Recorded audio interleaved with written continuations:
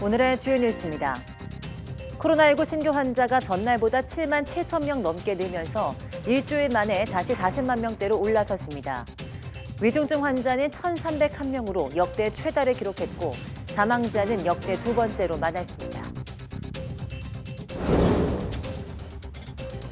김부겸 국무총리는 현 정부의 방역 정책 비판에 대해서 국민의 연대와 협력으로 인한 방역 성과 자체를 폄하해서는 안 된다고 말했습니다. 훗날 비판을 할 때가 있더라도 지금은 스텔스 오미크론 확산과 싸우는 중인 만큼 내부 단합이 무엇보다 중요하다고 강조했습니다. 오늘부터 호흡기 증상이 아니어도 코로나19 확진자는 국내 병원에서 대면 진료가 가능합니다. 확진자 진료를 원하는 병의원이 건강보험심사평가원에 신청하면 되는데 정부는 일반 의료체계로의 전환을 앞당길 수 있도록 동네 병의원에 적극적인 참여를 당부했습니다. 코로나19 검사를 받지 않았는데도 병원의 실수로 확진자로 분류된 황당한 사건이 벌어졌습니다. 동명이인이 신속항원 검사는 물론 약 처방까지 받았지만 병원과 방역당국 모두 본인이 알리기 전까지 까맣게 모르고 있었습니다. 미국 식품의약국 FDA가 50세 이상 성인에 대한 코로나19 백신 4차 접종을 승인했습니다. 3차 접종일로부터 최소 4개월이 지난 50세 이상 미국인은 화이자, 모더나로 네 번째 백신 주사를 맞을 수 있도록 했습니다.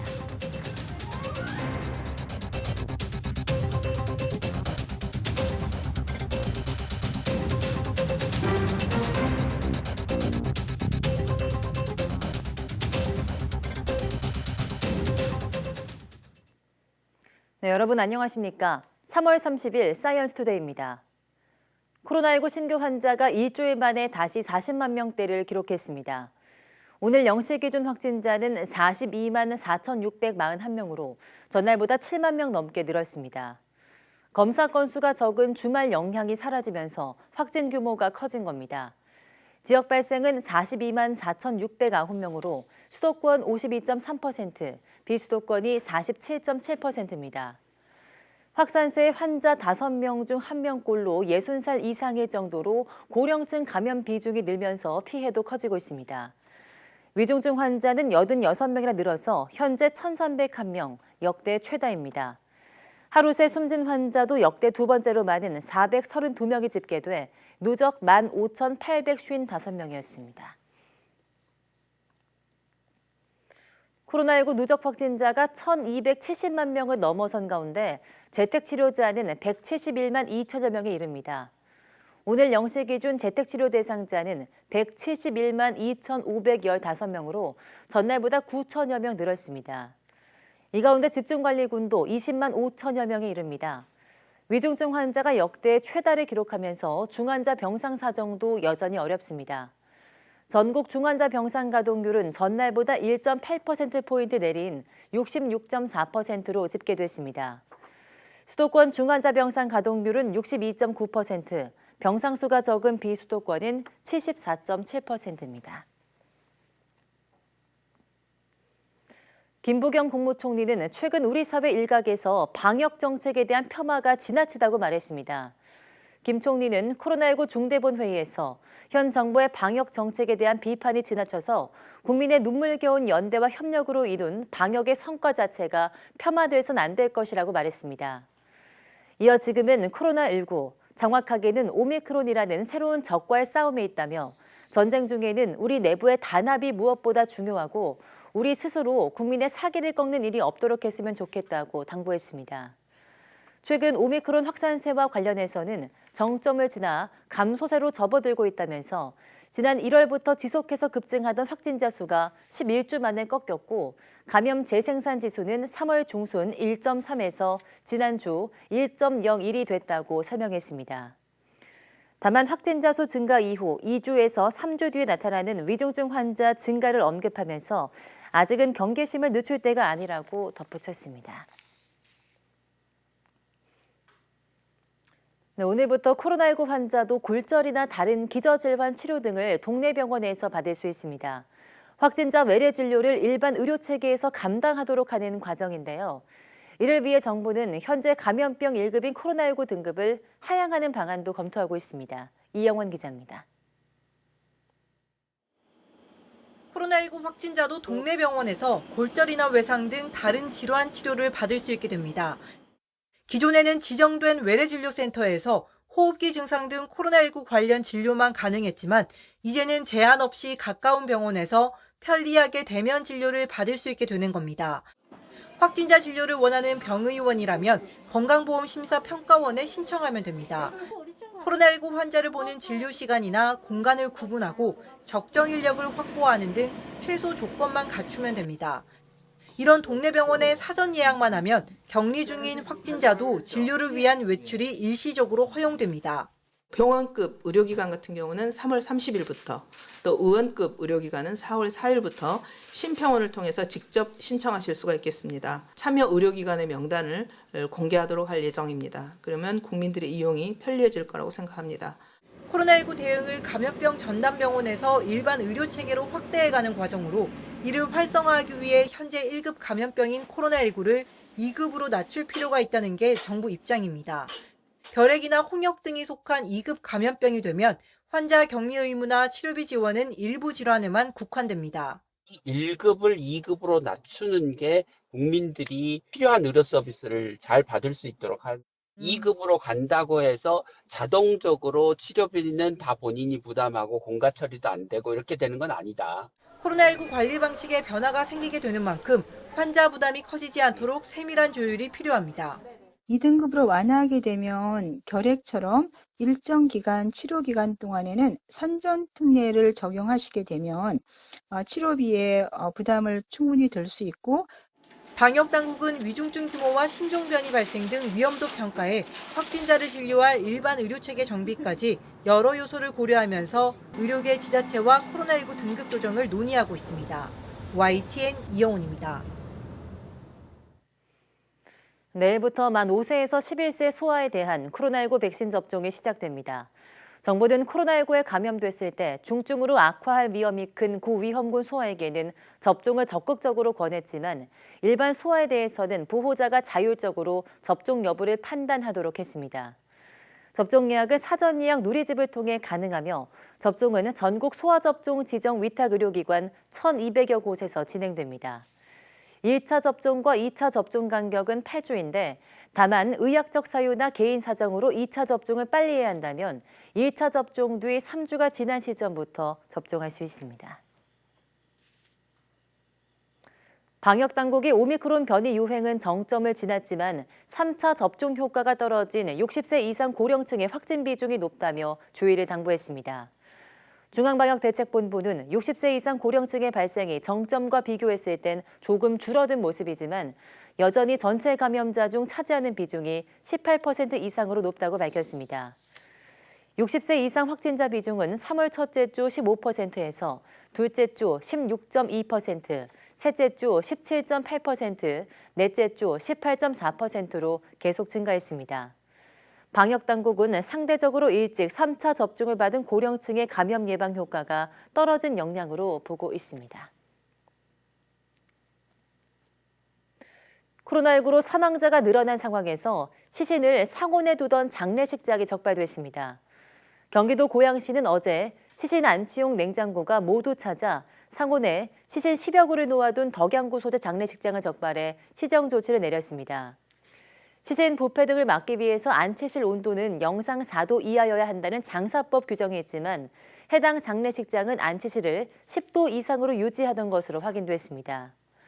고양시는 시정 명령에 이어서 법규 위반 사항에 대해선 별도의 행정 처분을 검토하고 있다고 밝혔습니다. 네, 확진자가 아닌데 확진자로 분류되어 있다는 황당한 제보가 저희 취재진에 들어왔습니다. 알아보니 동명이인이 확진돼서 약 처방까지 받았는데요.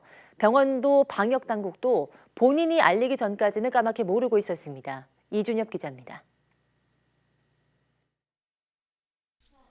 지난 26일 시험관악이 시술 결과를 확인하러 병원을 찾은 오모 씨. 그런데 생각지도 못한 일을 겪어야 했습니다. 간호사가 진료 지원 시스템을 확인하더니 오 씨가 확진자인 것 같다며 갑자기 다른 방으로 보내 격리 조치한 겁니다. 하지만 오 씨는 지난 14일 난자 채취를 위해 PCR 음성 확인서를 받은 뒤로는 검사받은 적이 없었습니다. 거의 이제 그 확진 그것처럼 그러니까 약간 의심 아닌 의심을 하잖아요, 병원에서는. 질병청에서가 보낸 창이기 때문에 이거는 거기에서 확인을 해야지 여기 자체 병원에서는 이거는 처리해드릴 수가 없다. 결국 임신을 위해 복용해온 약 처방도 받지 못하고 집으로 돌아와야 했습니다. 질병관리청에 확인했더니 본인이 광명시 한 병원에서 신속항원 검사 양성을 받은 것으로 돼 있다는 황당한 답변이 돌아왔습니다. 제가 그거를 이제 꼼꼼하게 확인을 안 했다는 것도 1차적으로 조금 이렇게 살짝 화가 나는 부분이기도 하고 좀 불편하지 않게 빨리 대처를 좀 했으면 하는 그런 안타까움이 있었어요. YTN 취재 결과 광명시 병원에서 검사를 받은 건 오 씨와 5살 차이 나는 동명 이인이었습니다. 다른 오 씨는 병원에서 양성 판정을 받고 전화 진료로 약 처방까지 받았습니다.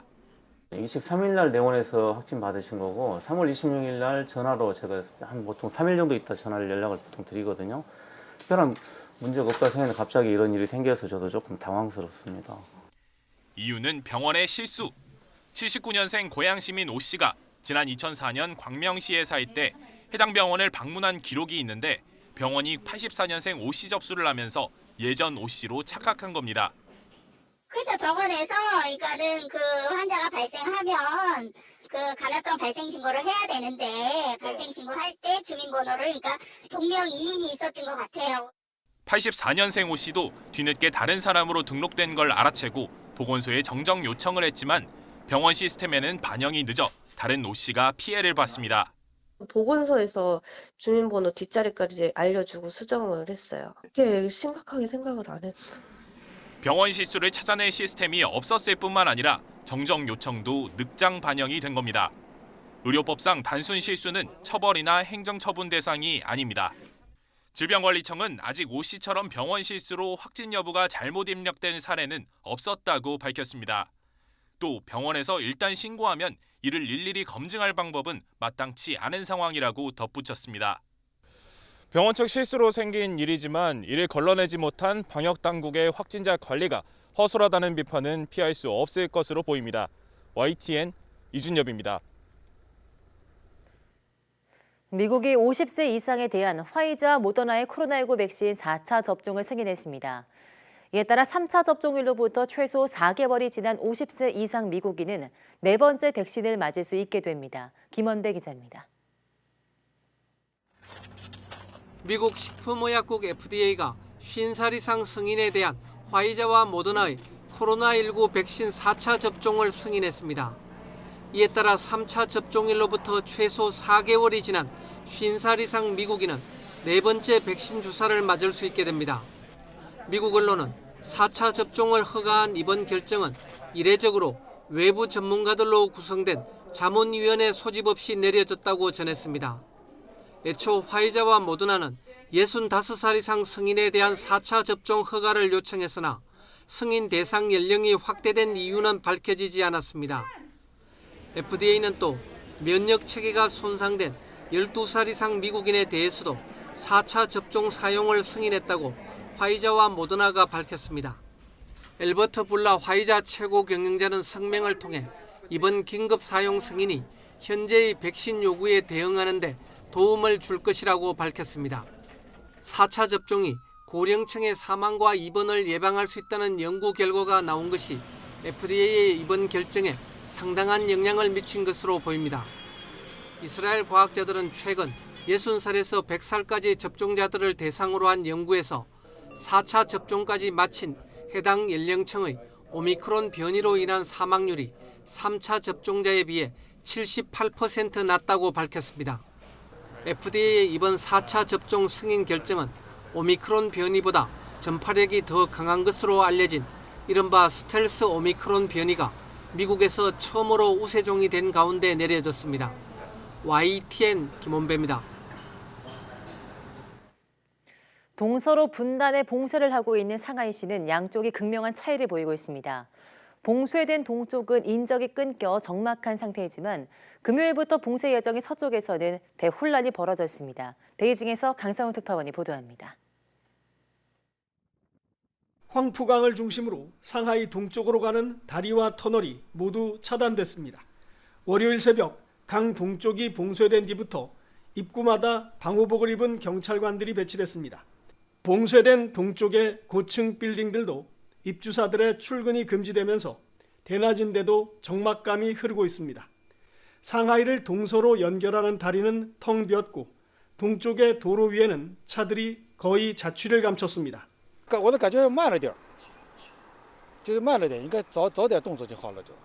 하지만 아직 봉쇄되지 않은 상하이 서쪽은 완전히 딴판입니다.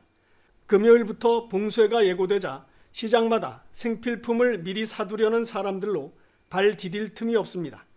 야채를 비롯한 신선식품 판매대는 물건이 동이 났습니다.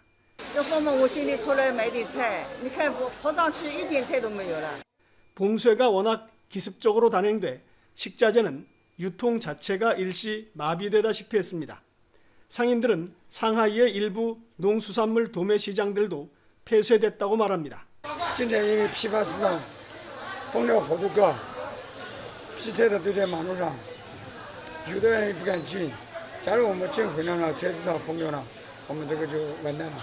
그나마 시장에 갈 수 있는 사람들은 다행입니다. 서쪽 지역이라 해도 감염자가 발생한 아파트는 임시로 벽을 둘러쳐 주민 출입을 금지하고 있습니다. 이런 상황에서도 상하이에는 매일 20-30%씩 감염자가 늘어나면서 중국 본토에서 코로나19가 가장 심각한 도시가 됐습니다. 베이징에서 YTN 강성웅입니다.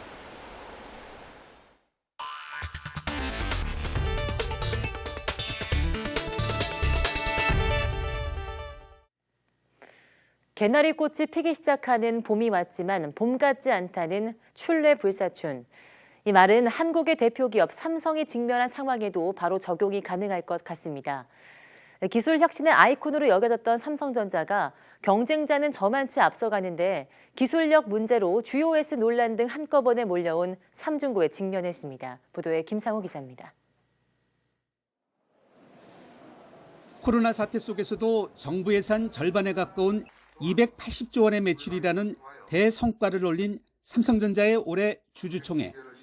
주총장 안팎에서는 이른바 MZ세대 동학개미와 삼성전자 노조가 최신작인 갤럭시 S22의 강제 성능 제한 기능 GOS에 항의하는 송곳 같은 질문과 시위가 이어졌습니다. GOS는 고성능 게임 등을 실행할 때 반도체의 발열을 막고 배터리 소모를 줄이기 위해 화면 해상도 등을 인위적으로 제어하는 장치입니다. 갤럭시 소비자 약 2,000명이 삼성전자가 GOS의 존재를 숨기고 마치 최신의 프로세스를 탑재해서 게임 등을 최고 성능으로 할 수 있는 것처럼 허위 표시 홍보했다며 집단 소송을 제기했습니다. 이번에 게임을 하려고 핸드폰을 새로 샀는데 큰돈 주고 근데 막상 게임을 해보니까 버벅거리고 열도 너무 나고 해서 사기를 당한 것 같아가지고 소송에 참여하게 되었습니다. 삼성전자 측은 GOS 기능을 사용자가 켜고 끌 수 있게 소프트웨어 업데이트와 함께 사과했지만 소송 참여자들은 경영진의 대처가 신뢰회복에 미흡하다고 보는 분위기입니다. 과거 갤럭시 모델에도 이런 문제점이 있었는데 이슈화되지 않았다며 아이폰 등과 발열 성능을 비교하면서 추가 집단 소송도 준비 중입니다. 일각에서는 GOS 논란의 원인은 기술력의 위기이며 기술 혁신보다는 단기 실적 달성을 금과 억적처럼 여기는 기업 문화 때문이라고 분석하고 있습니다. 세계적인 기업으로서 기술력에 대한 브랜딩을 계속 해오지 않았습니까? 그리고 그런 부분들을 소비자들은 신뢰를 하고 구매해온 것이고요. 하지만 실질적으로 삼성이 그에 상응하는 그런 기술적 개선을 구현하기보다는 어떤 GOS 프로그램이라는 편법을 통해서 이를 해결해왔음을 인식하게 되었고 이 부분에 대해서 소비자들은 또 특히나 크게 분노를 하고 있는 것입니다. 애초 스마트폰 성능의 핵심인 칩셋과 주변 장치에 발열 문제가 없으면 GOS 장치가 필요 없는데 이런 기술력이 없음을 드러냈다는 것입니다. 특히 GOS 논란이 된 발열 관련 칩이 삼성 파운드리에서 제조됐는데 수율, 즉 불량품 비율이 경쟁사인 타이완의 TSMC에 비해서 불안정한 문제도 논란의 배경으로 거론되고 있습니다. 삼성은 또 이른바 동학개미가 500만 명이 넘는 국민기업인데 지난해 임금협상 미타결로 노사 갈등이 해를 넘겨 이어지면서 창사 후 첫 파업도 우려되는 등 원팀 리더십이 흔들리고 있습니다. 이해관계자들과 투명하게 소통해 나갈 것을 약속드립니다. 일본 기업을 뛰어넘는 기술 혁신의 아이콘으로 여겨져 온 삼성전자. 신뢰와 넘사벽의 기술력, 노조원을 포함해서 11만 회사 직원을 원팀으로 이끄는 리더십. 이 세 가지 요소가 한꺼번에 흔들리는 삼중고의 먹구름에 직면했습니다. YTN 김상호입니다. 가습기 살균제 참사가 발생한 지 11년 만에 피해 구제를 위한 최종 조정안이 나왔습니다. 조정위원회는 최근 참사 피해자와 유가족 등에 대한 지원 범위와 규모 등을 담은 최종 조정안을 피해자 단체에 전달했습니다. 최종안에는 1년에 300일 이상의 간병을 필요로 하는 피해자에게 8년치 간병비를 줄 수 있게 한 이른바 미래 간병비 항목이 추가됐지만 그동안 피해자 단체가 요청해왔던 유가족 지원금 상향과 태아 피해자에 대한 특별 지원 등은 반영되지 않았습니다. 만 19세에서 24세 4명 가운데 1명꼴로 치료가 필요한 중등도 이상 우울을 겪고 있는 것으로 나타났습니다. 한국청소년정책연구원은 지난해 6월부터 7월 만 19세에서 24세 2,000명을 대상으로 조사한 청소년 건강권 보장을 위한 정책 방안 연구 보고서를 공개했습니다. 조사 결과 후기 청소년 가운데 우울 증세를 보이는 비율이 58.9%로 중등도 이상 우울 경험률은 25.5%에 달했습니다. 특히 취업 준비자나 고졸 이하 경제 수준 하위 집단, 조부모나 친척, 형제와 거주하는 집단의 우울 경험률이 상당히 높은 것으로 파악됐습니다. 앞으로 국가건강검진에서 하는 영유아 구강검진 횟수가 확대됩니다. 보건복지부와 건강보험공단은 오는 6월 30일부터 영유아 구강검진 횟수가 현행 3회에서 4회로 늘어난다고 밝혔습니다. 현재 영유아는 생후 18개월에서 29개월 사이에 1차, 42개월에서 53개월 사이에 2차, 54개월에서 65개월 사이에 3차 구강검진을 받는데 1차와 2차 검진 사이엔 30개월에서 41개월 사이에 한 차례 더 추가하는 겁니다. 복지부는 1차 검진 후 2차 검진을 하기 전에 치아 우식증이 증가하고 이 시기에 유치열이 완성되는 점을 고려해 이같이 개선했다고 설명했습니다. 국방부는 북한이 지난 24일 신형 ICBM 화성 17형을 쏘았다고 주장했지만 우리 군 당국은 기존의 화성 15형으로 결론 내렸습니다. 국방부는 또 북한의 도발 움직임에 맞서서 앞으로 한미연합훈련에 실기동훈련을 포함하는 방안도 검토하고 있는 것으로 알려졌습니다. 보도에 이승훈 기자입니다. 북한이 지난 24일 발사했다고 주장한 신형 대륙간 탄도미사일 화성 17형. 국방부는 그러나 국회 보고에서 비행 특성과 그림자, 기상, 기술적 요소 등을 토대로 화성 15형으로 평가했습니다. 지난 16일 실제 발사된 화성 17형은 발사 후 수킬로미터를 상승한 뒤 폭발했고 이로 인해 불안해진 민심을 달리기 위해 화성 15형을 쏘고도 화성 17형을 쐈다고 선전했다는 겁니다. 낮은 높이에서 이게 폭발해서 떨어진 거죠. 그러니까 평양 주민들이 활짝 놀랐을 거 아니에요. 그리고 민심도 굉장히 불안정해졌을 거고. 평양 상공이다 그 얘기는 안 했고요. 안 했고 폭발해서 파편이 떨어졌을 가능성이 있다. 그 얘기는 했어요. 국방부는 또 북한의 도발 움직임에 맞서 앞으로 한미연합훈련에 실기동훈련을 포함하는 방안을 검토하는 것으로 알려졌습니다. 이런 가운데 한미공군은 북한이 ICBM을 발사한 다음 날 연합방위태세를 과시했습니다. F-35 알파 스텔스 전투기 수십 대를 동원해 지상 활주 훈련인 엘리펀트 워크 훈련을 한국과 미국에서 동시에 진행한 겁니다. 한미일 합참의장은 조만간 미국 하와이에서 3국 합참의장 회의를 열고 대북 대응책을 중점적으로 논의할 예정입니다. 원인철 합참의장은 미국 합참의장과 일본 통합망료장과 함께 한반도 및 영내 안보 정세를 논의하고 지역의 평화와 안정을 위한 다자협력 방안에 대해 의견을 교환할 계획입니다. 군 당국은 북한이 4월 중 정치 행사와 연계해 화성 17형을 발사할 가능성이 있고 풍계리 핵실험장과 관련해서도 일정 수준의 공사가 끝나면 핵실험이 진행될 가능성이 있다고 분석했습니다. YTN 이승윤입니다.